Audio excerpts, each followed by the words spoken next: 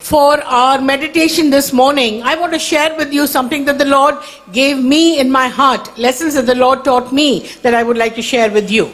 என்னுடைய இதயத்துக்குள்ளாக ஆண்டவர் இந்த காலை நேரம் பகிர்ந்து கொண்டதான சில கருத்துக்களை இந்த காலை நேரம் உங்கள் மத்தியிலே பகிர்ந்து கொள்ளும்படியாக நான் ஆண்டவரில் விரும்புகிறேன். Shall we turn to the book of Exodus chapter 2 and read verses 1 to 10? Somebody can read it in Tamil, please. யாத்திராகம புத்தகம் Chapter 2 verses 1 to 10. இரண்டாம் அதிகாரம் 1 முதல் 10 வரை உள்ள வசனங்களை யாராவது வாசிக்கலாம்.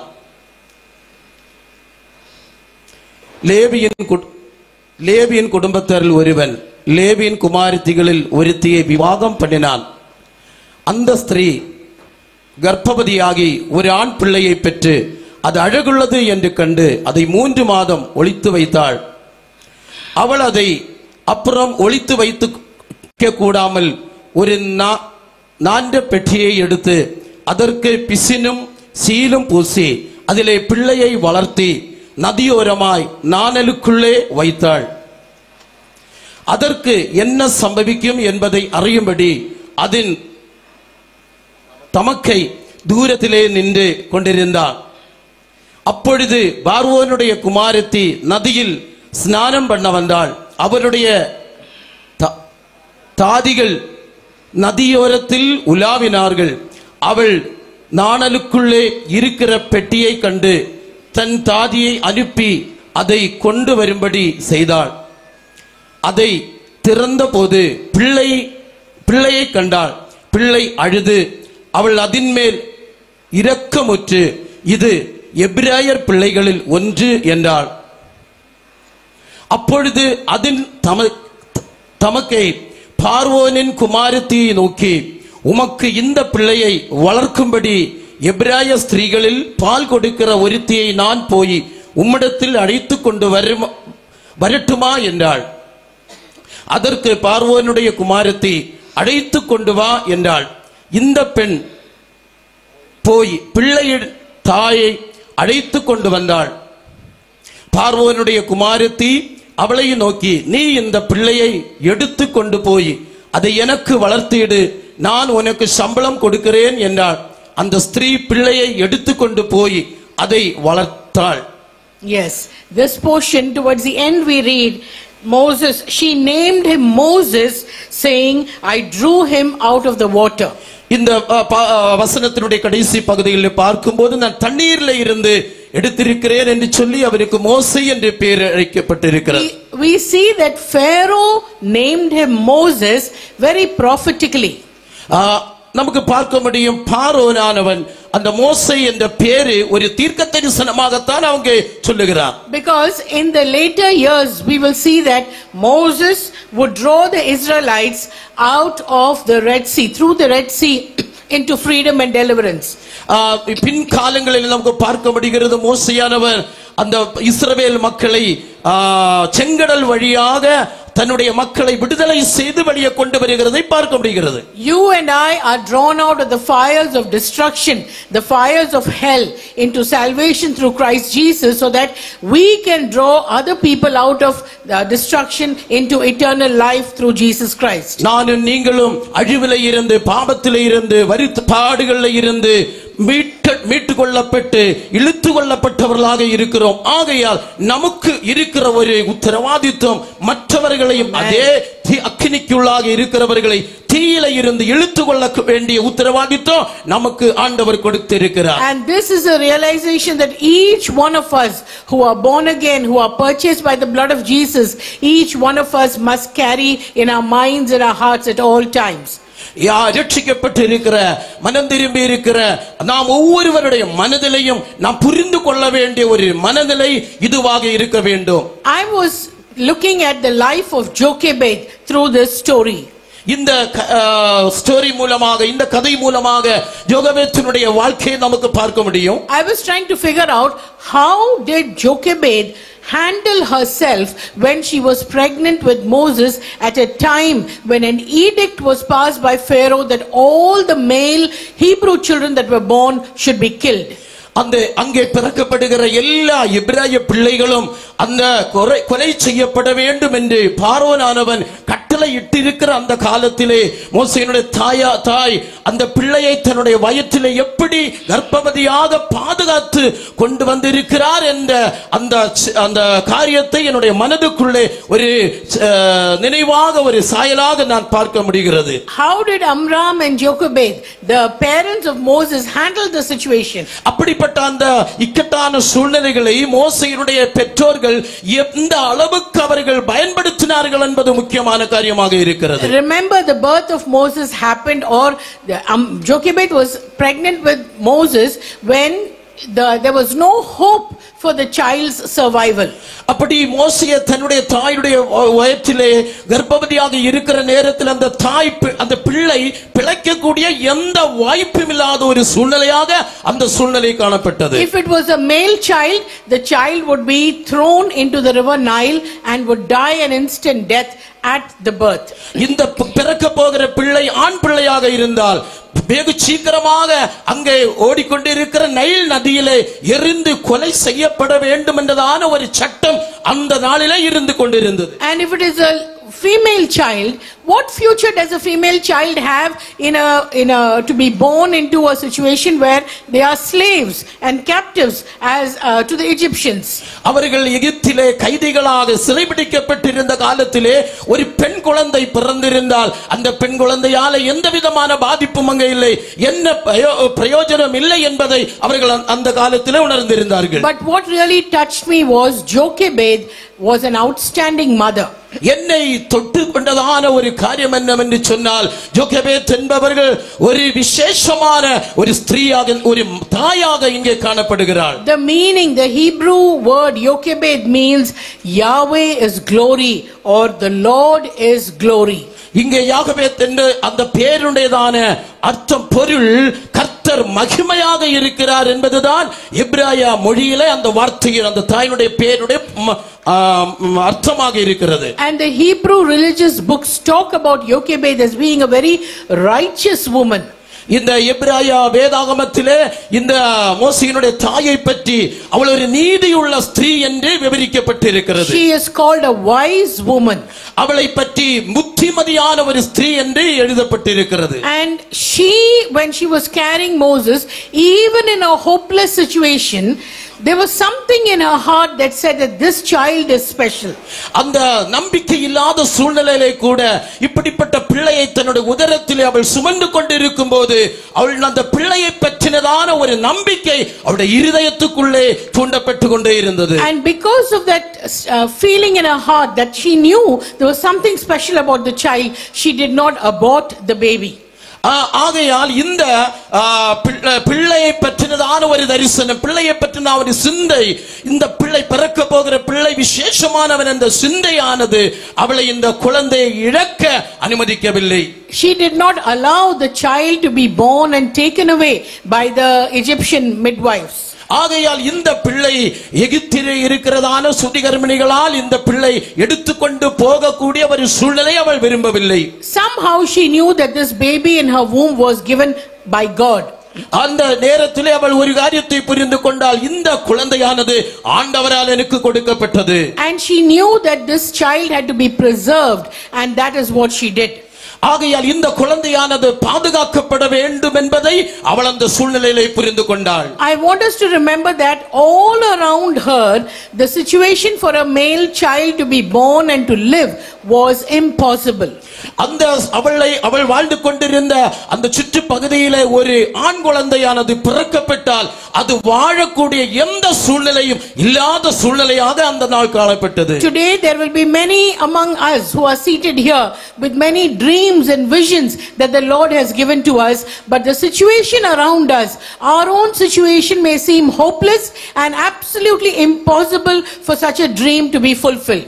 இந்த நாளிலே இங்கே அமர்ந்து கொண்டிருக்கிற ஒவ்வொருவருக்கும் ஆண்டவர் கொடுக்கப்பட்டிருக்கிற தரிசனங்கள், சொப்பனங்கள், தீர்க்க தரிசனங்கள் மேலானதாக இருக்கிறது. ஆனாலும் அந்த தீர்க்க தரிசனங்கள், அந்த தரிசனங்கள் நிறைவேற்ற முடியாத அளவுக்கு சூழ்நிலைகள் எதிர்மாறாக இருந்தாலும் ஆண்டவர் அந்த சூழ்நிலைகளை சாதகமாக மாற்றி நம்முடைய தரிசனங்களை நிவர்த்தி செய்ய போதுமானவராக இருக்கிறார். Remember, when everything seems impossible around us is when we know that if it is a God given vision The impossible will be made possible by our living God.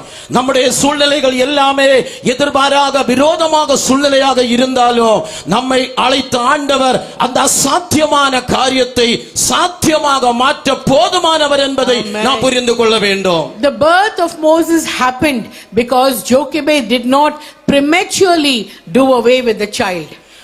இந்த மோசேயினுடையதான பிறப்பானது She did not kill the child, or she did not.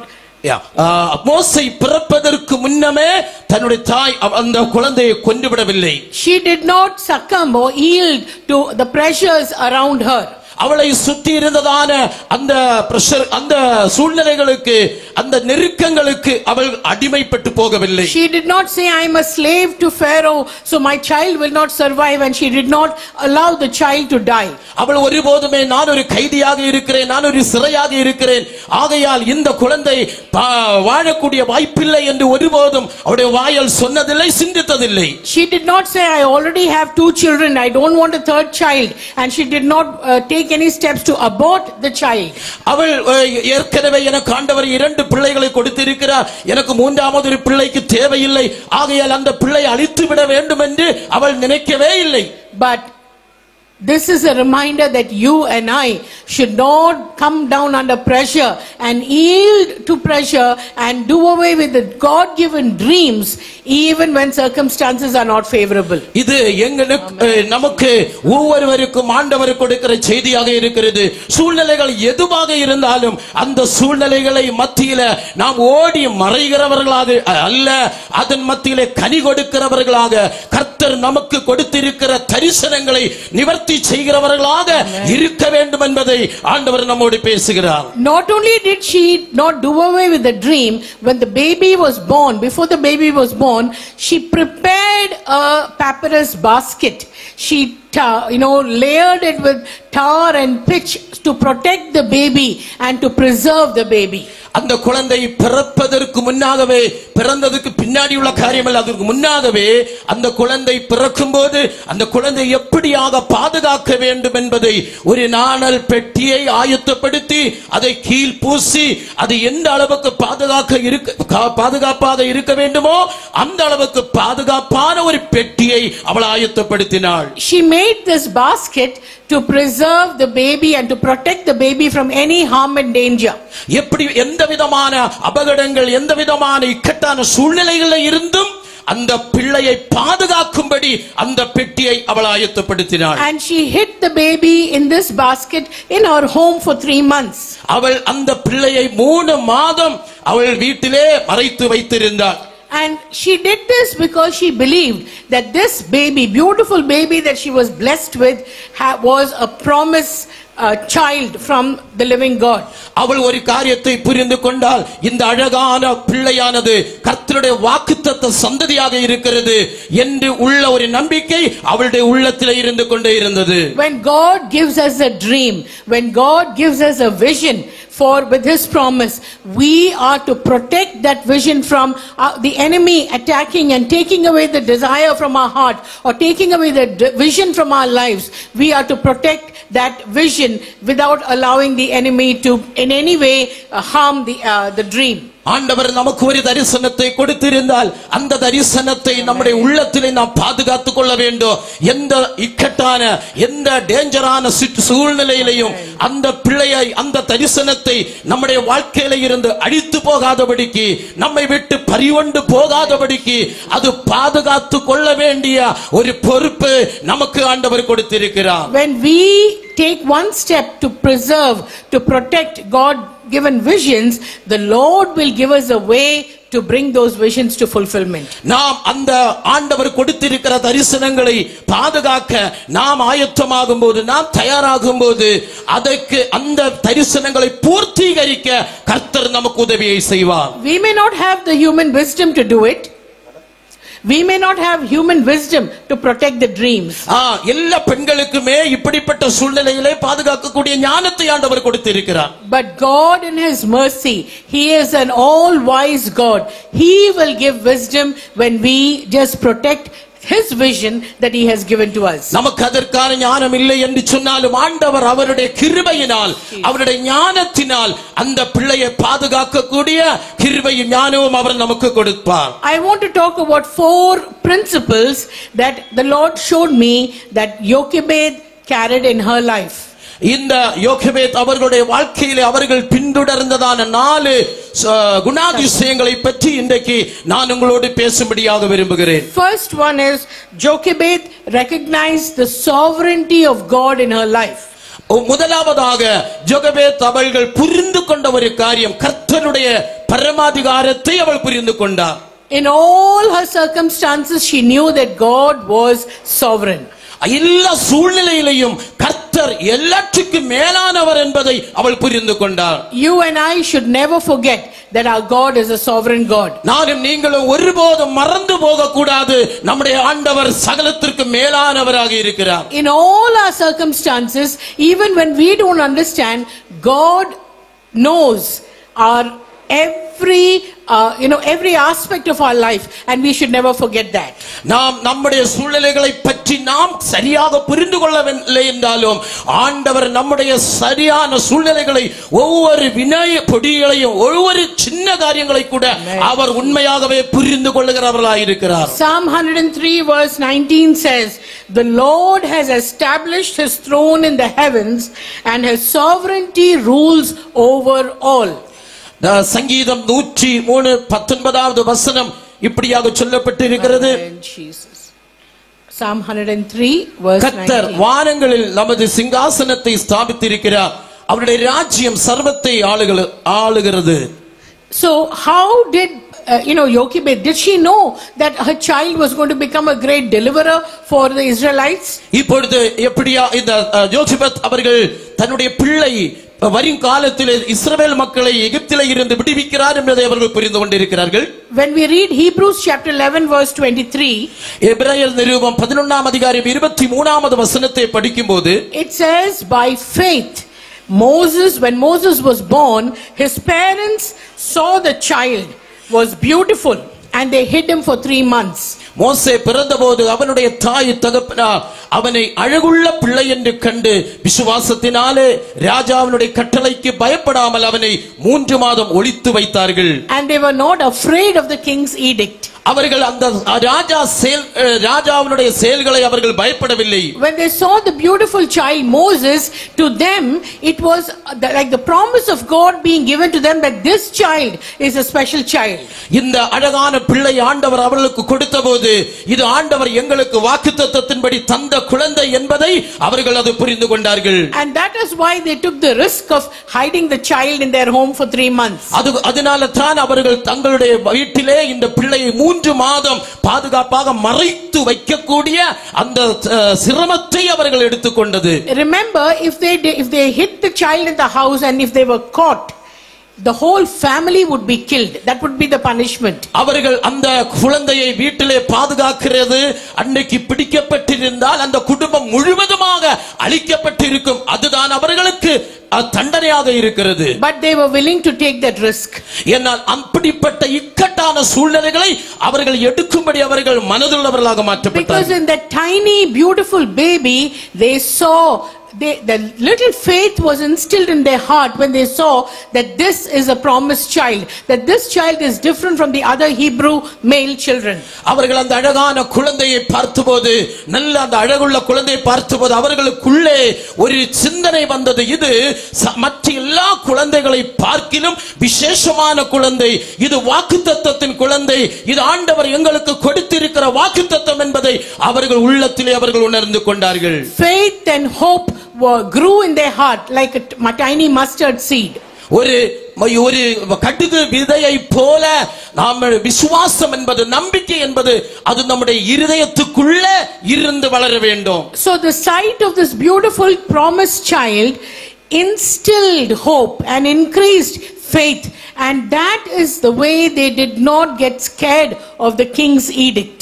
இந்த கடுகு விதையை போல அவர்கள் உள்ளத்திலே விதைக்கப்பட்டிருந்த அந்த விசுவாசம், அந்த நம்பிக்கையானது அது எழுச்சியாக, அது வளர்ச்சியாக, அது துரிதமாக வளர்ந்து அது வெளியே வந்தது. அது ஒரு சாதாரணமான குழந்தை அல்ல என்பதை அவர்கள் உறுதிப்படுத்தினார்கள். This is because Jochebed knew that her God was a sovereign God.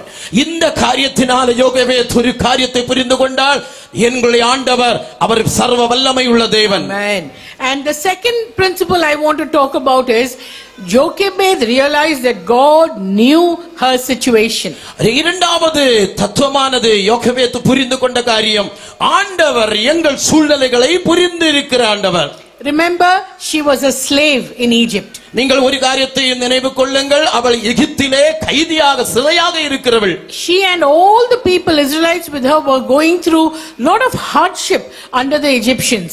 அவர்கள் எகிப்தியனுக்கு கீழாக அவள் மட்டுமல்ல மற்ற எல்லா இஸ்ரவேல் ஆட்களும் மிகவும் கடினமான சூழ்நிலையில வாழ்ந்து கொண்டிருக்கிறார்கள். They were being oppressed. அவர்கள் நெருக்கப்படுகிறார்கள். There was a edict that said all Israel male children, Hebrew male children must be killed at childbirth. அங்கே புறப்படுவிக்கப்பட்டிருக்கிற கட்டளை, இஸ்ரவேல் குடும்பத்திலே பிறக்கப்படுகிற ஒவ்வொரு ஆண் குழந்தைகளும் கொல்ல செய்யப்பட வேண்டும் என்பதை அங்கே புறப்படுவிக்கப்பட்டிருக்கிற கட்டளையாக இருக்கிறது. So much of tension, so much of strain, anxiety when she was pregnant with this child. இந்த குழந்தையை தன்னுடைய உதரத்திலே கர்ப்பவதியாக இருக்கும்போது அநேக டென்ஷன்கள், அநேக விதமான பயங்கள், திகழ்கள் அவளுடைய உள்ளத்திலே வந்து கொண்டிருந்தது. Jochebed did not say that nobody knows my problem, nobody understands my problem. She did not say or grumble about that. ஒருபோதுமே ஜோகேபேத் என்னுடைய பிரச்சனை யாரு புரிந்து கொள்ளுகிறவர்கள் இல்லை, நான் கடந்து செல்லுகிற சூழ்நிலைகளை புரிந்து கொள்ளுகிறவர் யாருமே இல்லை என்று சொல்லி ஒருபோதும் ஜோகேபேத் யாரிடம் சொன்னதில்லை, முறுமுறுத்ததில்லை, பெருவெறுத்ததில்லை. Psalm 139 we read that God knows all the details of our lives, our sitting down, our standing up, our thinking, our talking.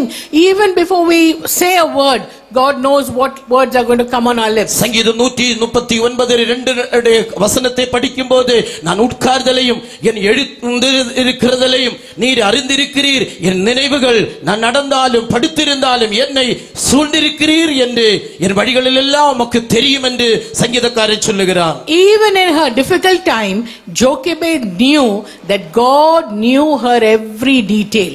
இவளுடைய யோகேபேத்தினுடைய இந்த இக்கட்டான சூழ்நிலையில கூட அவள் எந்த சூழ்நிலையில எல்லாம் போகிறாளோ அதெல்லாமே ஆண்டவர் அறிந்திருக்கிறார் என்பதை அந்த Jochebed புரிந்திருந்தாள். None of us here sitting here, I don't think are going through the trying situation that Jochebed went through. இங்கே இருக்கிறதான நம்மளை யாருமே யோகேபேத் கடந்து சென்ற அந்த அப்படிப்பட்ட சூழ்நிலையில நம்ம யாருமே கடந்து செல்லுகிறது இல்லை என்று நான் புரிந்து கொள்ளுகிறேன். But do we remember and realize that God knows every detail of our life and knows every circumstance that you and I are going through? ஆனால் நான் ஒரு காரியம் நீங்கள் புரிந்து கொள்ள வேண்டும், நானும் நீங்களும் கடந்து செல்லுகிற ஒவ்வொரு சூழ்நிலைகளையும் கர்த்தர் அறிகிறார் என்பதை நாம் புரிந்து கொள்ள வேண்டும். But we tend to forget that. ஆனால் நாம் அதை மறந்து விடக்கூடாது. That is why when we have small difficulties, small challenges, small problems, what do we say? ஆகையால் சில நேரங்களில் நாம் பல நேரங்களில் மறந்து விடுகிறோம். ஆகையால் சில இக்கட்டான சூழ்நிலைகள், சில சவால்கள் வரும்போது, மோசமான சூழ்நிலைகள் வரும்போது நாம் என்ன சொல்லுகிறோம், என்ன செய்கிறோம்? Nobody knows what I am going through. Only I know my difficulty. Nobody understands my problem. Nobody knows what the difficulty that I am facing today. Isn't it? அந்த நேரத்தில் நான் சொல்லுகிற ஒரு காரியம் உண்டு, நான் எந்த சூழ்நிலையில நான் கடந்து செல்லுகிறேன், நான் எப்படி வாழ்கிறேன், என்னுடைய சூழ்நிலைகளை புரிந்து கொள்வார் யாருமே இல்லை என்று சொல்லி நாம் உதடுகளால் நாம் ஆண்டவருக்கு விரோதமாக முறுமுறுக்கிறோம். But that is when the Lord wants us to remember that He is not only a sovereign God, He knows every detail, every pain, every agony, every difficulty that you and I are going through. ஆகையால் நாம் இங்கே புரிந்து கொள்ள வேண்டும், அவர் பரமாதிகாரம் உள்ள ஒரு தெய்வம் மட்டுமல்ல, சர்வாதிகாரிய தேவன் மட்டுமல்ல, அவர் நம்முடைய ஒவ்வொரு சூழ்நிலைகளையும், நினைவுகளையும், சிந்தனைகளையும், செயல்பாடுகளையும், வார்த்தைகளையும், பேச்சுகளையும் கூட அவர் அறிகிற தெய்வமாக இருக்கிறார். He knows your feelings and thoughts. He knows my feelings. even beyond what I can express to another person. நான் என்னுடைய இருதய சிந்தனைகளையும் என்னுடைய வியாகுலங்களையும் மற்றவர்களும் பகிர்ந்து கொள்ளுகிறதை விட அதிகமாக என்னுடையும் உங்களுடைய சிந்தனைகளையும் அனுபவங்களையும் அவர் உண்மையாகவே புரிந்து கொள்ளுகிறவர்களாய் இருக்கிறார். You and I must realize, like Jochebed, that God knows our every pain, and that the Lord acknowledges that when we go through pain, the Lord does not say there is no pain, go away. He acknowledges that we go through pain, and He bears the pain with us, and He feels the pain for us. இன்றைக்கு யோசேபாத் செய்தது போல நம்முடைய வாழ்க்கையிலே நாம் கடந்து செல்லுகிற வேதனையான சூழ்நிலைகளை கடந்து செல்லும் போது அவர் அறியாதவராக இருக்கவில்லை. நம்மிடம் இறங்கி வந்து நாம் அனுபவிக்கிற வேதனைகளை அவருடைய வேதனையாக அவர் சுமந்து அனைத்தையும் அறிகிறவராக அவர் நம்ம மத்தியிலே இருக்கிறார். So first, Jochebed knew that her God was a sovereign God.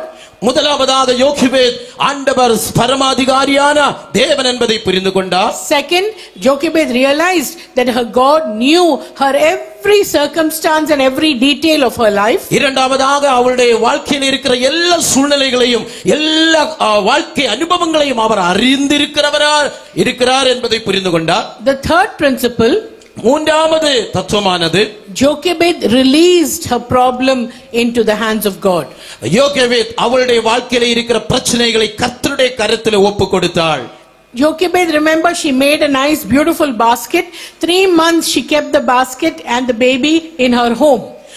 இந்த ஜோகேபேத் அவள் அந்த குழந்தை நன்றாக அமைக்கப்பட்டிருந்த ஒரு பெட்டியிலே வைத்து 3 மாதம் யாருமே காணாமல் வீட்டுக்குள்ளே மறைத்து பாதுகாத்திருந்தாள்.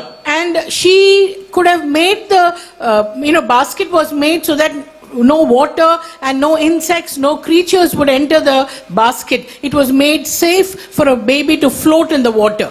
இந்த பெட்டியானது இவ்விதமாக அமைக்கப்பட்டிருந்தது. எந்த விதத்திலும் தண்ணி உள்ளே நுழையக்கூடாது, எந்த விதமான உயிரினங்கள் உள்ளே நுழையக்கூடாது, எந்த விதத்திலேயும் அசம்பவிதமான காரியங்கள் குழந்தைக்கு நேரிடக்கூடாது என்பதற்காக பாதுகாப்பான சூழ்நிலையில இந்த பெட்டியை அவள் ஆயத்தப்படுத்தினாள். For 3 months she kept the baby at home. 3 மாதம் அந்த குழந்தையை தன்னுடைய வீட்டிலே பாதுகாப்பாக வைத்துக் கொண்டார். But a time came when she realized that I can no longer keep the baby at home.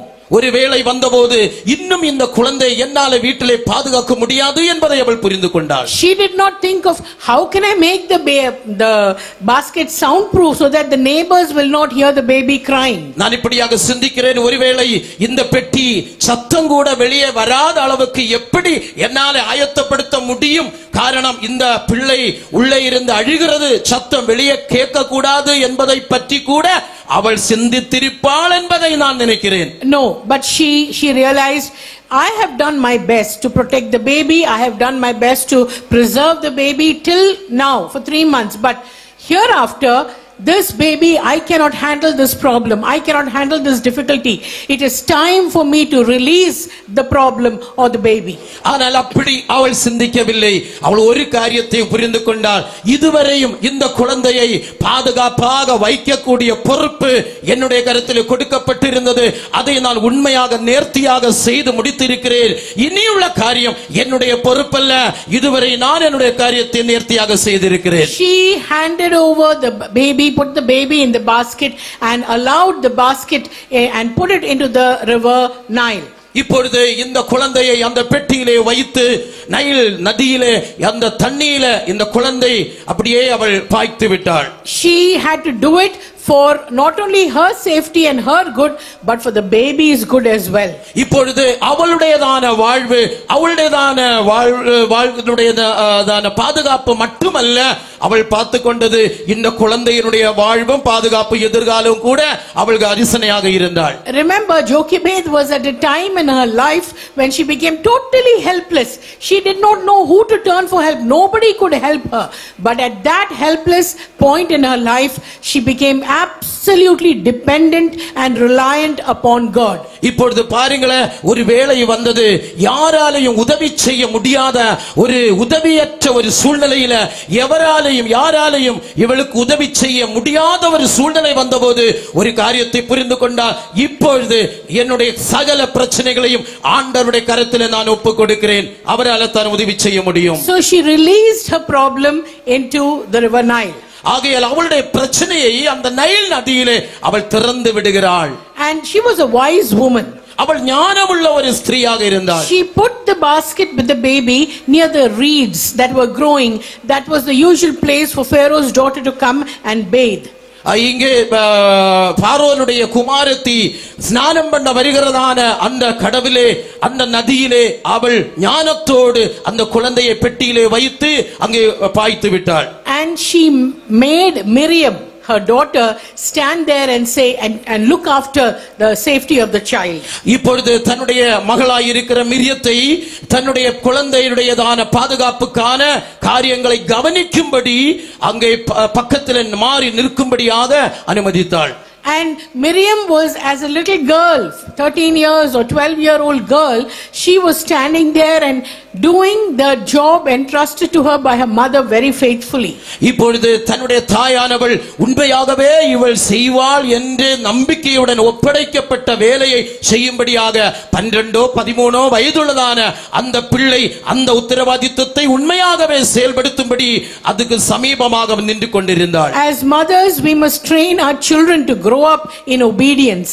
இப்பொழுது தாய்மார்களே, உங்கள் பிள்ளைகளை கீழ்ப்படிதல் உள்ளவர்களாக வளர்த்த நீங்கள் முயற்சி எடுக்க வேண்டும். Because Miriam was an obedient daughter, she obeyed her mother without asking any questions, and she was not playing around there. She was alert, she was watchful, she was waiting to see what would happen. That is why as soon as Pharaoh's daughter came, Miriam rose and took action.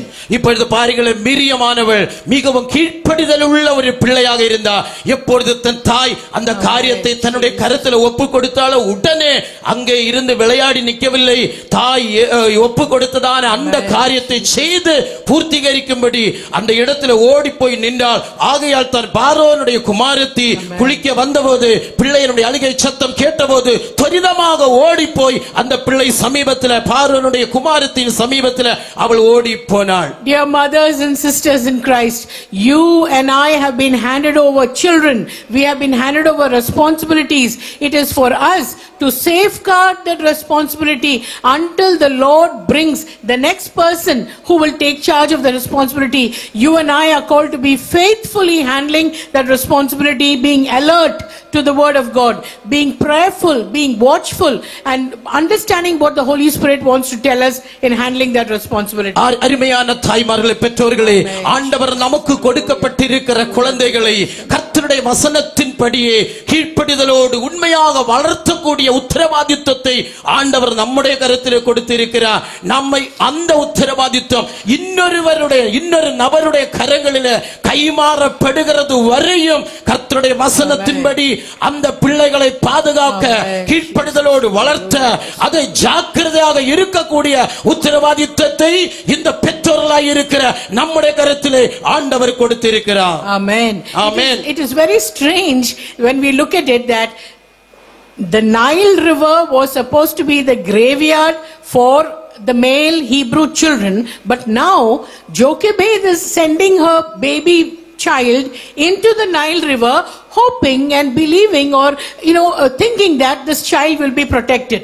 இங்கே பாருங்களேன், Nile நதி என்று சொன்னால் அநேக எபிராய பிள்ளைகளுடையதான சாவுகிற இடம், அவர்களுடைய சவப்பரம்பாக சொல்லப்படுகிற ஒரு இடமாக இருக்கும்போது இப்பொழுது அந்த மரண சூழ்நிலையில இருந்து ஒரு நம்பிக்கையுள்ள ஒரு இடமாக இப்பொழுது இந்த குழந்தையுடைய வாழ்க்கை மாற்றப்படுகிறது. So many times the Lord will take us through very, very difficult and impossible situations where we will be asked to show our step of faith by doing things which are contrary to the circumstances around us.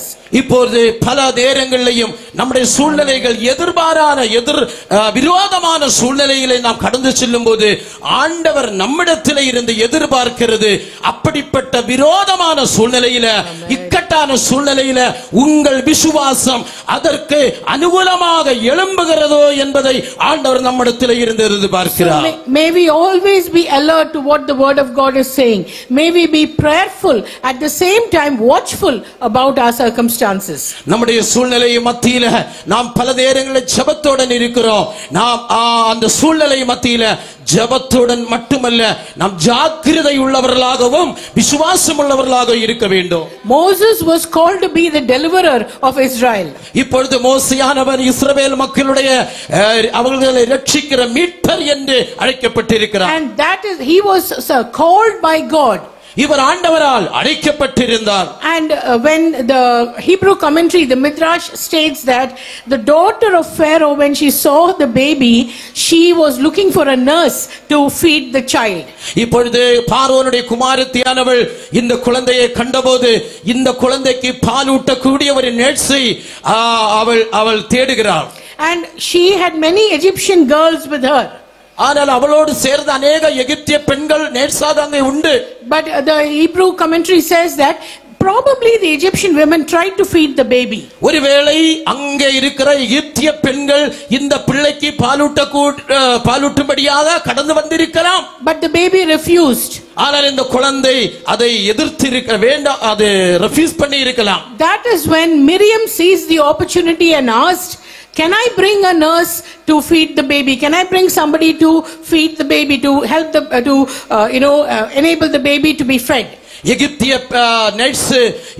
நர்சுகள் இந்த குழந்தைக்கு பாலூட்ட வந்தபோது அந்த குழந்தை அதை எதிர்த்த போது, அதை நிராகரித்த போது, ஒருவேளை மீரியாம் அந்த சூழ்நிலையை பயன்படுத்தி நான் ஒரு எபிராய தாயை இந்த குழந்தைக்கு பாலூட்ட கொண்டு வரட்டுமா என்று கேட்டிருக்கலாம். Egyptian history says, or Hebrew history says, that probably because in the future no Egyptian should say, I nursed Moses, and no Egyptian should take pride in saying that I am the one who nursed and fed Moses. That is why it did not happen. So the person, the child of God who speaks to God, the living Father, the Heavenly Father, should have a pure mouth, a pure talk, pure conversation. So no unholy nexus should take place. இங்கே பாருங்களே, இந்த குழந்தைக்கு எகிப்திய வரலாற்றின்படியும் இஸ்ரவேலுடைய வரலாற்றின்படியும் இப்படியாக வரலாறு சொல்லப்படுகிறது. ஒருவேளை எகிப்திய ஸ்திரீயினால், தாயினால் தான் இந்த குழந்தை பாலூட்டப்பட்டிருந்தால் வருங்காலங்களிலே அந்த தாய் சொல்லுவார், நான் என்னுடைய பாலை கொடுத்து நான் வளர்த்தின என்னுடைய பிள்ளை என்ற ஒரு பாரம்பரியத்தை சொல்ல இயலாகும். ஆகையால் சர்வ வல்லமையுள்ள பிதாவாகிய தேவன் தன்னுடைய பிள்ளை பரிசுத்தமான சந்ததிக்கு இந்த உலகத்தின் ஜாதியமான அசுத்தமான எந்த விதமான தொடர்பில் இருந்துமான பாலூட்டுகிற அனுபவங்கள் வரக்கூடாது என்று பிதாவாகிய தேவனுடைய வார்த்தையின்படியே எபிராய தாயில இருந்து மோசேக்கு பாலூட்ட கர்த்தர் அனுமதித்தார். So when Jochebed released her problem into the hands of God, she sent the child into the river Nile and said, Lord, in her heart she must have thought, nothing else I can do. I can only surrender my problem into the hands of the Lord. The Lord worked things out so that she herself could continue to nurse the child for the next 2 or 3 years. ஆகையால் தன் மோசேயுடைய தாயானவள் இப்பொழுது சூழ்நிலையை என்னாலே பராமரிக்க முடியாது என்று சொல்லி கர்த்தருடைய கரத்திலே ஒப்புவிப்பதற்கு அடையாளமாக அந்த நைல் நதியிலே அவளை அந்த தண்ணீரிலே அந்த குழந்தையை விடுகிறதை பார்க்க முடிகிறது. இதற்கு முதற்குள்ள எல்லா காரியங்களையும் ஆண்டவர் பார்த்துக் கொள்ள வேண்டும் என்றதான நம்பிக்கையுடன் அவள் அங்கே விடுகிறாள். I want to remind you that when you and I go through problems, let us not hold on to our problems, but we must learn to release our problem into the hands of the Lord and then move back and step back and pray and wait and see how the Lord will bring an answer to those problems. பல நேரங்களில் பல பிரச்சனைகளை நாம் சந்தித்துக் கொண்டு இருக்கும்போது அந்த பிரச்சனைகளை சமாளிக்க நம்மால இயலாத வரும்போது இந்த நாள்ல நான் உங்களிடம் சொல்லுகிற ஒரு காரியம், ஆண்டவருடைய கருத்துல நம்முடைய பிரச்சனைகளை ஒப்பு கொடுப்போம். ஒப்பு கொடுத்து கொண்டு கொஞ்சம் மாறி உட்கார்ந்து ஜெபிப்போம். கர்த்தருடைய செயல் அந்த பிரச்சனை மேல வெளிப்படும்படியாக நாம் கவனமாக மாறி உட்கார்ந்து நாம் ஜெபிப்பதற்காக ஆண்டவர் விரும்புகிறார். Very often we do not see answers, godly answers to our problems, because we handle the problems without surrendering it to the Lord. Or even if we surrender it to the Lord, we continue to handle the problem. That is why we do not see godly answers to many of the problems we suffer. பல நேரங்களில் நாம் அனுபவிக்கிறதான பல பிரச்சனைகளில் இருந்து ஒரு தெய்வீகமான ஒரு பரிகாரம் காண முடியாதது எதற்கு ஏனென்று தெரியுமா? பல நேரங்களில் நாம் தேவனுடைய கருத்தில் தேவன் தான் இதில் செயல்பட அனுமதிக்காதபடிக்கு அந்த பிரச்சனைகளை மீண்டும் மீண்டுமாக நாமே மானுஷிகமாக ஒரு தேவ பிரவர்த்தி தேவ கிரியை வெளிப்பட அனுமதிக்காதபடிக்கு ஒரு மானுஷிக கிரியைக்காக நாம் செயல்பட்டு கொண்டிருக்கிறோம். ஆகையால் தேவனிடத்தில் இருந்த ஒரு கிரியை நம்முடைய பிரச்சனையில நம்மாலே காண முடியவில்லை. Like Miriam, we must be alert to our circumstances. மிரியாமை போல நாம் சூழ்நிலைகளை மிகவும் ஜாக்கிரதையாக கவனிக்கிறவர்களாக இருக்க வேண்டும். And we carry our problem in prayer to the Lord. நம்முடைய பிரச்சனைகளை ஜெபத்துடன் ஆண்டவருடைய கரத்திலே நாம் கொண்டு போகிறவர்களாக இருக்க வேண்டும். But we must be ready to listen to the voice of the Lord. Sometimes the Lord will tell us, you step forward and do such and such a thing. Other times the Lord will tell us, you step back, let others deal with the problem. And we should be ready to be listening to the voice of the Lord and to obey the voice of God. அதே போல ஆண்டவருடைய வார்த்தையை கேட்கக்கூடிய கவனிக்கக்கூடிய ஒரு மனம் நமக்கு தேவை. சில நேரங்களில் ஆண்டவர் சொல்லுவா, இந்த பிரச்சனை மத்தியில நீ முன்னாடி ஒரு ஸ்டெப் கூட முன்னே போ என்று சொல்லுவா, நீ அதை சமாளி என்று சொல்லுவா. சில நேரங்களில் ஆண்டவர் சொல்லுவார், இல்ல முன்னே போக வேண்டாம், உன் காலை பின்வாங்கி நில்லு, கொஞ்சம் வெயிட் பண்ணு சொல்லுவார். ஆண்டவர் என்ன சொல்லுகிறார் என்று கர்த்தருடைய வார்த்தை கவனிக்கக்கூடிய ஒரு மிரியாமை போல உள்ள ஒரு மனது நமக்கு தேவையாக இருக்கிறது. So remember, Jochebed saw that God was sovereign in her life. பாருங்களே, ஜோகபேத் ஆண்டவர் சர்வாதிகாரியாக அவளுடைய வாழ்க்கையில் அவள் கண்டாள். Jochebed knew that God knew her every detail and circumstance of her life. அவளுடைய வாழ்க்கையில் இருந்த எல்லா சூழ்நிலைகளையும் எல்லா தேவைகளையும் ஆண்டவர் அறிகிறவர் என்பதை அவள் புரிந்து கொண்டாள். And third, Jochebed released her problem to the Lord. மூன்றாவதாக அவளுடைய வாழ்க்கையில் இருந்த பிரச்சனைகளை கர்த்தருடைய கரத்தில் ஒப்பு கொடுக்கிறவர்களாக விட்டு கொடுக்கிறவர்களாக காணப்பட்டாள். Finally, the fourth principle is Jochebed knew how to rest in after handing over her problem to the Lord. நான்காவதாக அவளுடைய வாழ்க்கையிலே எப்படி கர்த்தருடைய கரத்திலே என்னுடைய பிரச்சனைகளை ஒப்பு கொடுத்த பின்னாடி நான் ஓய்வு பெற வேண்டும் என்பதை அவள் புரிந்து கொண்டாள். After she released the basket into the river Nile, there was a period of waiting. இப்பொழுது அந்த பெட்டியை நைல் நதியிலே அவள் திறந்து விட்டது பின்னாடி கொஞ்ச நேரம் அவள் அப்படியே ஓய்வெடுக்கிற நேரமாக காணப்படுகிறது. For women, for us, it is very difficult to wait, isn't it? பெண்களாக இருக்கிற நீங்கள் நாம் அனைவருமே சில நேரங்களில் கர்த்தருடைய நேரத்திற்காக நாம் வெயிட் பண்ண வேண்டும். We want to do everything quickly, one after the other, kitchen work, whatever, cleaning, everything. We want instant results. We want to finish the work fast and then get moving. நாம் பல நேரங்களில் நம்முடைய வேலைகளை, வீட்டு காரியங்களை, kitchen வேலைகளை எல்லாம் துரிதமாக செய்ய நாம் செயல்படுகிறோம். ஒரு காரியம் செய்து முடித்த உடனே அடுத்த காரியம் சீக்கிரமாக எல்லா காரியங்களும் சீக்கிரம் செய்து முடிக்கணும் என்று நாம் துரிதப்படுகிறோம். Sometimes the Lord makes us wait. சில நேரங்களில் ஆண்டவர் நம்மை துரிதப்படாமல் அமைதி காக்க வெயிட் பண்ண ஆண்டவர் வைக்கிறார். She just asked Miriam to stand as guard there to see that nothing happens to the baby, and she came away. இப்பொழுது இந்த குழந்தைக்கு எதுவுமே எந்த நடக்கலன்னா அவள் அந்த பிள்ளை பாதுகாப்பாக இருக்கிற பிள்ளை திரும்பி வந்திருப்பாள். She came home and she just waited. அவள் வீட்டுக்கு வந்து மீண்டுமாக அவள் வெயிட் பண்ணி இருப்பாள். She did not keep running to check if Miriam is doing her job or not. அவள் She did not keep running to check on Miriam if she was doing her work. Okay, Miriam அவளுடைய வேலை கரெக்டாக செய்கிறாளோ இல்லையோ என்பதை check பண்ணுவதற்காக பரிசோதனை செய்வதற்காக தன் தாய் ஒருபோதுமே அப்படி போய் வந்து நின்றதே இல்லை. She just rested and waited. அவள் அவளுடைய வீட்டில் ஓய்வு பெற்று அந்த வேலைக்காக அவள் காத்திருந்தாள். That is what the Lord wants us to do when we surrender. Once we surrender our problems into His hands and pray, the Lord wants us to wait for His timing. அதுதான் ஒரு தடவை ஆண்டவருடைய கருத்தில் நம்முடைய பிரச்சனைகளை ஒப்பு கொடுத்த பின்னாடி அவர் அந்த பிரச்சனைக்கு தீர்வு காணும் வரைக்கும் அவருடைய வேலைக்காக நாம் காத்திருக்க, நாம் ஓய்வெடுத்து இருக்க வேண்டும் என்பதை தான்.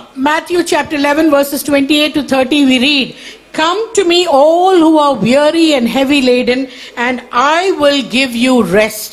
மத்தேயு சுவிசேஷம் 11ஆம் அதிகாரம் 28ஆம் வசனம் இப்படியாக சொல்லப்பட்டு இருக்கிறது, வருத்தப்பட்டு பாரம் சுமக்கிறவர்களே நீங்கள் எல்லோரும் என்னிடத்தில் வாருங்கள், நான் உங்களுக்கு இளைப்பாறுதல் தருவேன். Once we surrender our problem into the hands of the Lord does not want you and me to come home and then make 10 phone calls and tell 10 sisters, do you know what the problem is? Do you know what I'm going through? Do you know my difficulty? No. The Lord wants us to wait in His presence, rest in His presence, and trust that the Lord whom we trust will deliver us. ஒரு தடவை ஆண்டவருடைய கருத்தில் நம்முடைய பிரச்சனைகளை ஒப்பு கொடுத்த பின்னாடி வீட்டில திரும்பி வந்து 10 பெண்களுடைய போனிலே கூப்பிட்டு, நான் இந்த பிரச்சனையிலே போய் கொண்டிருக்கிறேன், என்னுடைய பிரச்சனை இதுவாக இருக்கிறது என்று போன் பண்ணி பேசிக்கொண்டு இருக்க அல்ல. கர்த்தருடைய கருத்தில் ஒருபோது நாம் நம்முடைய பிரச்சனைகளை ஒப்பு கொடுத்தால் அவர் நம்முடைய பிரச்சனைக்கு தீர்வு காண போதுமானவர், அவர் விடுவிக்கிறவர் என்பதை நம்பிக்கொண்டு விசுவாசத்துடனே நாம் கர்த்தருடைய பாதபீடத்திலே அமர்ந்து காத்திருக்க வேண்டும். When Jochebed rested and trusted in the Almighty God, help came to her and to Moses from the least expected source, from the most unexpected source. Help came. மோசேயுடைய தாயார் அவள் பிள்ளையை அந்த நதியிலே ஒழுக்கிவிட்டு அவள் திருப்பி வந்திருக்கும் போது கர்த்தரிடத்தில் நம்பிக்கை வைத்து விசுவாசத்தை வைத்து இருந்ததினால அவளுக்கு உதவி எந்த இடத்துல இருந்து வந்து தெரியுமா? மேலான இடத்துல இருந்தல்ல. எந்த இடம் மிகவும் கீழான இடம் என்று நினைத்தார்களோ அந்த கீழான இடத்துல இருந்து, அந்த பலவீனத்தில் இருந்து அவர்களுடைய உதவி வெளிப்பட்டது. From the palace of Pharaoh an edict was passed that all the male Hebrew children would be killed. அந்த பார்வோனுடைய அரண்மனையில இருந்து எல்லா எபிராய பிள்ளைகளும் கொலை செய்யப்பட வேண்டும் என்பதான கட்டளை புறப்படுவிக்கப்பட்டிருக்கிறது. And now the protection for Moses, the deliverance for Moses, the baby Moses came from the palace, from the women of the palace itself. அதே அரண்மனையில இருந்துதான் எந்த பிள்ளையை கொலை செய்யப்பட வேண்டும் என்று கட்டளை இடப்பட்டதோ அதே அரண்மனையில இருந்துதான் அந்த பிள்ளையை பாதுகாக்கக்கூடிய கட்டளையும் புறப்படுவிக்கப்பட்டது. When Pharaoh passed the edict, he only wanted the male children, Hebrew children, to be killed, thinking it is the male children who are a threat. இங்கே பிறக்கப்படுகிறதான ஆண் குழந்தைகள் தான் இங்கே சவாலாக காணப்படுகிறது. The girl child or the women were not even considered to be of any threat. அங்கே பிறக்கப்படுகிற பெண் குழந்தைகளோ பெண்களோ இப்பொழுது ஒரு சவாலாகவே காணப்படவில்லை. But we see that Moses' mother, Moses' sister and Pharaoh's daughter, 3 young and elderly women were the cause for the protection and the deliverance of baby Moses. இப்பொழுது பாருங்களே, அந்த மோசேயினுடைய தாய் சகோதரி மீரியாம், அதே போல எகிப்து பார்வோனுடைய மகள், இப்படிப்பட்ட 3 பெண்கள் இங்கே பாதுகாப்பாக எந்த விதமான தடையும் இல்லாதபடிக்கு பாதுகாப்பாக இங்கே காணப்படுகிறது. As women of God, you and I may not be considered important in many aspects of our life and work, but all we need to do is remember to serve the Lord faithfully. Remember to kneel down and pray and take up the burden that the Lord gives us and intercede for the nations, for people, for families, for our churches, and deliverance can come through our praying because the Lord honors those who pray. இப்பொழுது அங்கே பிறக்கப்படுகிற பெண் குழந்தையோ பெண்களோ எந்த விதமான கனப்படுத்தக்கூடிய ஒரு சூழ்நிலை இல்லாத சூழ்நிலையிலையும் இங்கே ஆண்டவர் அப்படிப்பட்ட 3 பெண்களை பயன்படுத்தி அந்த ஆண்டவர் அவர்களை பாதுகாத்தார் என்று சொன்னால், இங்கே இருக்கிற எல்லா பெண்களும் எல்லா சகோதரிமாரும் ஆண்டவர் உங்களை கனப்படுத்தி உங்களை கொண்டு தேசத்திற்காக திறப்பில் நிற்க, மற்றவர்களுக்காக ஜெபிக்க ஆண்டவர் உங்கள் மேல ஒப்படைக்கப்பட்டு இருக்கிற ஊழியங்களை செய்ய ஆண்டவர் உங்களை பயன்படுத்துவார். You and I have been appointed and anointed to undo edicts, to undo unwanted pronouncements of hindrance of the work of the Lord. We can do that because of the anointing that rests upon us to break every bondage. இந்த காலங்களில் நாம் கடந்து சென்று கொண்டிருக்கிற சந்தித்து கொண்டிருக்கிற எல்லா சூழ்நிலை மத்தியிலையும் எனக்கு உங்களுக்கு உள்ள இருக்கிற அபிஷேகமானது அந்த சூழ்நிலைகளை தடைகளை உடைத்து கொண்டு அவர் நம்மேலே ஒப்படைக்கப்பட்டிருக்கிற கட்டளைகளை நிவர்த்தி செய்ய ஆண்டவரால் நாம் அபிஷேகம் பண்ணப்பட்டவர்களாக இருக்கிறோம். Many mothers who are here are anxious about, my daughter is growing up, my children are growing up, what do I do about their future when they go out to study? What kind of world are they going into? That kind of fear and anxiety may be governing your minds. இங்கே இருக்கிற अनेक தாய்மார் தங்கள் பிள்ளைகளை பற்றி இப்படியாக மிகவும் வருத்தத்துடன் இருக்கிறோம். என்னுடைய பிள்ளைகளுடைய எதிர்காலம் எதுவாக இருக்கும், எப்படிப்பட்ட எதிர்காலத்தில் அவர்கள் நுழைய போகிறார்கள், அவர்களுடைய படிப்பு எப்படி இருக்கும், அவர்களுடைய எதிர்காலம் எப்படி இருக்கும் என்று பிள்ளைகளை பற்றி தேவையில்லாத வருத்தங்கள், வேதனைகள், சஞ்சலங்கள் உள்ள தாய்மார்களாக இந்த காலை நேரம் எங்க இடத்தில் அநேகர் இருக்கிறீர்கள். Remember, Jochebed had only 2 or 3 years with her little son. இப்பொழுது பாருங்களேன், Jochebed had only 2 or 3 or maybe 5 years with her little child, with Moses. இப்போது 2 3 5 வயதுள்ள ஒரு சின்ன பிள்ளையாகத்தான் மோசேக்கு இப்பொழுது யோகேபேத் காணப்படுகிறார். But within that little time, as an infant, as a child, Jochebed was able to train him in the ways of the Lord and teach him the way of the God Almighty, of Yahweh. இப்பொழுது பாருங்கள், 2 3 5 வயதுக்குள்ள சின்ன பருவத்திலே தான் அந்த பிள்ளைக்குள்ளாக சர்வ வல்லமையுள்ள தேவனுடைய வார்த்தைகளை பற்றி, சட்டங்களை பற்றி இந்த தாய் அந்த பிள்ளையுடைய மனதில் அவர்களை கற்பிக்கிறதை பார்க்க முடிகிறது. Even from the time the child is in the mother's womb, the attitude of prayer, the attitude of praises, the attitude of worshiping God, all that has a very positive effect on the child. And when the child grows up, don't wait for the child to become 10 years old before telling him about Jesus. From the birth, the child must understand that my mother is a worshiping mother, my mother is a God-fearing mother, and the child will learn from you, so that when the child is grown up, you will not have to fear wherever the child goes. இப்பொழுது பாருங்கள், உங்கள் வயிற்றிலே பிள்ளை கர்ப்பவதியாக இருக்கும்போது, குழந்தையாக வயிற்றிலே இருக்கும்போது அந்த குழந்தைக்காக நீங்க ஜெபிக்கிறவர்களாக, அந்த தாய் ஜெபிக்கிறவர்களாக, ஆராதிக்கிறவர்களாக, ஆண்டவரை துதிக்கிறவர்களாக இருக்க வேண்டும். அந்த குழந்தை உலகத்திலே பெற்றெடுக்கப்படட்டும், பெற்றெடுக்கப்பட்டு அவன் வளர்ச்சி அடையட்டும், 10 வயதாகட்டும், 15 வயதாகட்டும், அதற்கு பின்னாடி அவனுக்காக ஜெபிக்கலாம், அவனுடைய வாழ்க்கைக்காக ஆராதிக்கலாம், துதிக்கலாம் என்று அவரை அந்த அளவுக்கு வளர்த்தலாம் என்று நினைக்காதபடிக்கு வயத்திலே குழந்தையாக இருக்கும்போது நீங்கள் அப்படிப்பட்ட ஒரு மனம் உள்ளவர்களாக இருந்தால், நீங்கள் அறியாமலே அந்த குழந்தை வளர்ச்சி அடையும் போது அவன் ஜெப வீரனாக, ஆராதனை வீரனாக, துதி வீரனாக அவர் மாற்றப்படுவான். The book of Proverbs, we read that train up a child in the way he or she should go, and when he is old, he will not depart from it. நீதிமொழிகள் வசனத்தில் இப்படியாக சொல்லப்பட்டிருக்கிறது, பிள்ளையாண்டானை அவனுடைய வழிகளிலே அவன் முதிர் வயதானாலும் அதை விட்டு மாற மாட்டான். Jochebed raised little Moses in the fear of God. அந்த யோகேபேத் சின்ன மோசேயை தேவனுடைய பயத்திலே பக்தியிலே வளர்த்தி எடுத்தாள். And she must have spoken words of faith to him time and time again. ஒவ்வொரு நேரம் வரும்போது விசுவாசத்தை பற்றினதான வார்த்தைகளை அவள் சொல்லி இருக்கலாம். So even when Moses grew up and went to the Pharaoh's palace, he did not move away, he did not forget the little truths that he heard growing up as a child. இப்பொழுது பார்வோனுடைய அரண்மனை அரண்மனைக்கு மோசே முதிர்ச்சி அடைந்த போது போகிற நேரத்தில் கூட அவன் கற்றுக்கொண்டதான விசுவாசம், அவன் கற்றுக்கொண்டதான பாடங்களை அவன் மறக்கவில்லை, அதை விட்டு வழி விலகவில்லை. அந்த விசுவாசத்திலே அந்த பாடங்களிலே அவன் நின்று கொண்டு பார்வோனுடைய அரண்மனையில் நிற்கிறதை பார்க்க முடிகிறது. Dear mothers and sisters, I pray that as you raise your children in the fear of the Lord, with prayerfully as you raise them, teaching them the ways of the Lord, when they grow up, no matter which land you send them, no matter where you send them to study, whose hand, whoever is their teacher, they will not depart from the way of the Lord. அருமையான சகோதரர்களே, சகோதரிமாரே, அருமையான தாய்மார்களே, உங்கள் பிள்ளைகளை சின்ன பருவத்திலே இருந்து கர்த்தருடைய பயத்திலே வசனத்திலே நீங்கள் வளர்த்துங்கள். அவர்கள் முதிர்ச்சியாகும் போது அவர்கள் எந்த நாட்டிலே படிக்கிறார்கள், எந்த தேசத்திலே படிக்கிறார்கள், எந்த தேசத்திலே வாழுகிறார்கள் என்பது முக்கியத்துவம் இல்லை.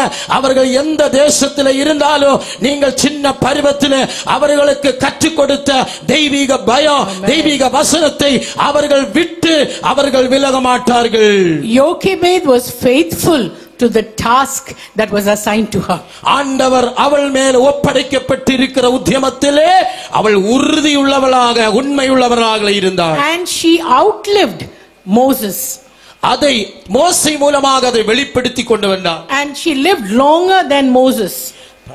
She lived longer than Moses. மோசே விட அதிக நாட்கள் அவள் வாழ்ந்திருந்தாள் தன் தாய். And we read that she was able to enter the promised land. ஆனால் நம்ம வாசிக்க முடியும் அவள் வாக்குத்தத்த தேசத்திலே அவள் நுழைந்தாள். So when she was trying to protect Moses, when she was trying to do a lot of things, she must have remembered how God delivered, Jacob, how God protected Abraham, and kept his child safe when he was going to offer his son on the altar. இந்த மோசே வளர்த்துகிற நேரத்தில் ஒருவேளை இப்படியாக தன்னுடைய தாய் நினைத்திருக்கலாம், எப்படி யாக்கோபையும் எப்படி ஈசாக்கையும் எப்படி ஆபிரகாமையும் எல்லாம் ஆண்டவர் அவர் ஒவ்வொரு சூழ்நிலையிலையும் பாதுகாத்தார், அவர் விடுவித்தார் என்பதை ஒருவேளை அவள் நினைத்து வளர்த்தி இருக்கலாம். And the little knowledge she had, she held on to it tightly, and she held on to it with immense faith. அந்த சின்ன அறிவை ஞானத்தை அவள் முருகை பற்றி அதை புரிந்து கொண்டு அவள் அப்படி விடாமல் பிடித்துக்கொண்டு அவள் வாழ்ந்ததை பார்க்க முடியும். So I pray that each one of the dear sisters who are here, you will be able to hold on to the faith. We have the word of God today which tells us so many wonderful things that the Lord can do for us. Let us hold on to the faith without wavering or without faltering. நம்முடைய வாழ்க்கையிலே நமக்கு வேதாகமம் ஆண்டவர் கொடுக்கப்பட்டிருக்கிறது, விசுவாசம் கொடுக்கப்பட்டிருக்கிறது. எத்தனை சூழ்நிலைகள் திருமாலைகள் வந்தாலும் அதன் மத்தியிலே நாம் பயப்பட்டு போகாதபடிக்கு அந்த விசுவாசத்தை அந்த வசனத்தை உறுதியாக பிடிக்கிறவர்களாக நாம் இருக்க வேண்டும். When we hold on to his promises and cling to the vision that God has given us, and we will not fail in praising him and surrendering our problems to him, we will see deliverance for us and for others around us. ஆண்டவர் நமக்கு கொடுக்கப்பட்டிருக்கிற வாக்குத்தத்தங்களை நாம் உறுதியாக பற்றிக் கொள்வோமானால் எத்தனை பிரச்சனைகள் போராட்டங்கள் நமக்கு முன்னாடி வந்தாலும் அதிலே நாம் தோற்று போக மாட்டோம். அந்த பிரச்சனைகளை தாண்டி ஆண்டவர் கொடுக்கப்பட்டிருக்கிற வாக்குத்தத்தங்களை அடைகிறவர்களாக நாம் மாற்றப்படுவோம். Remember, it was an ordinary basket that was used to preserve the life of Moses. இது கவனித்துக் கொள்ளுங்கள், ஒரு சாதாரணமான ஒரு பெட்டி மோசேயினுடைய வாழ்க்கையை பாதுகாக்க இங்கே பயன்படுத்தப்பட்டிருக்கிறது. Many times you and we get distracted, or we think, oh, I am of no importance, I am a very small person, I don't have much capabilities.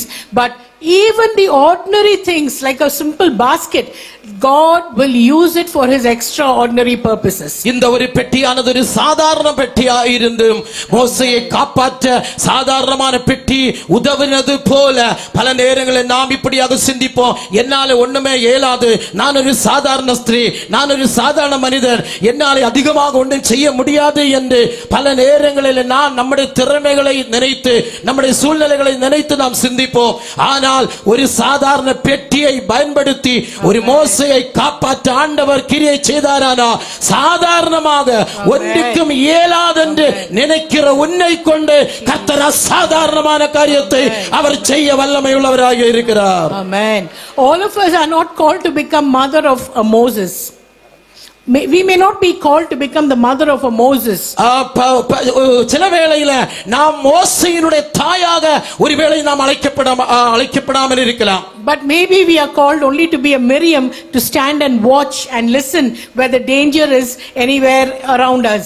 ஒருவேளை மிரியத்தை போல இந்த சூழ்நிலை மத்தியில என்ன நடக்க போகிறது என்பதை கவனிக்க கூடிய ஒரு பாதுகாப்பாக காவலாளராக ஒருவேளை கர்த்தர் நம்மை தேர்ந்து கொண்டிருக்கிறார். Maybe we are only a Jochebed to protect the child, the baby Moses that God has given us. ஒருவேளை ஆண்டவர் நமக்கு கொடுக்கப்பட்டிருக்கிற குழந்தையை பாதுகாக்கிற அந்த ஒரு காரியம் மட்டும் ஒப்படைக்கப்பட்டிருக்கிற சூழ்நிலையிலே நாம் காணப்படலாம். Maybe you and I are called to be only a basket to protect without speaking. Maybe just be a basket to protect the precious, whatever the Lord has placed in us, to carry it forward for God's glory. ஒருவேளை நம்முடைய எந்த விதமான பேச்சுமில்லாத சத்தமுமில்லாதபடிக்கு ஒரு சாதாரண ஒரு பெட்டியாக கர்த்தருடைய மகிமையை சுமக்கிற ஒரு சாதாரண பெட்டியாக ஒருவேளை நாம் காணப்படலாம். We need to pray and say, Lord, what is it that you're calling me to do? But give me the faith to remember, like Jochebed, what you taught her, how you led her, how you caused her to bring the deliverer of Israelites into life. Give me that kind of an attitude. இப்பொழுது அப்படியே ஆண்டவருடைய சமூகத்திலே நாம் ஜெபிப்போம். ஆண்டவரே, நான் ஒரு சாதாரணமாக நபராக இருந்தாலும் எப்படி மோசேயை பாதுகாக்க அந்த பெட்டியானது பயன்படுத்தப்பட்டதோ, தாயினுடைய மனநிலை, அந்த மனோபாவங்கள், சுபாவங்கள், குணங்கள், அந்த தாயினுடைய குணங்கள், 4 விதமான குணங்கள் எப்படி கர்த்தருடைய மகிமையை கொண்டு வர வெளிப்படுத்த, இஸ்ரவேல் மக்களுக்கு விடுதலையை கொண்டு வர பயன்படுத்தப்பட்டதோ, அதை போல என்னுடைய குணங்கள், என்னுடைய சுபாவங்கள், என்னுடைய வாழ்க்கை பயன்பட உதவி செய்ய வேண்டும் என்று நாம் கர்த்தருடைய சமூகத்தில் ஜெபிப்போம். When we pray and surrender ourselves, the Lord will use us in extraordinary ways. அப்படியே கர்த்தருடைய சமூகத்தில் நம்மை ஒப்புக் கொடுப்போமானால், ஜெபிப்போமானால், ஆண்டவர் அசாதாரணமான நிலைமையில நம்மை கர்த்தர் பயன்படுத்த போகிறார். Amen. Amen. May the Lord bless us with these words, and I once again want to thank dear pastor for this opportunity. God bless you all. இந்த வார்த்தைகளால் கர்த்தர் நம்மை ஆசீர்வதிப்பாராக. இப்படிப்பட்ட ஒரு தருணத்தை கொடுத்த போதகருக்கு ஒரு தடவை கூட நன்றி சொல்லி விடைபெறுகிறேன்.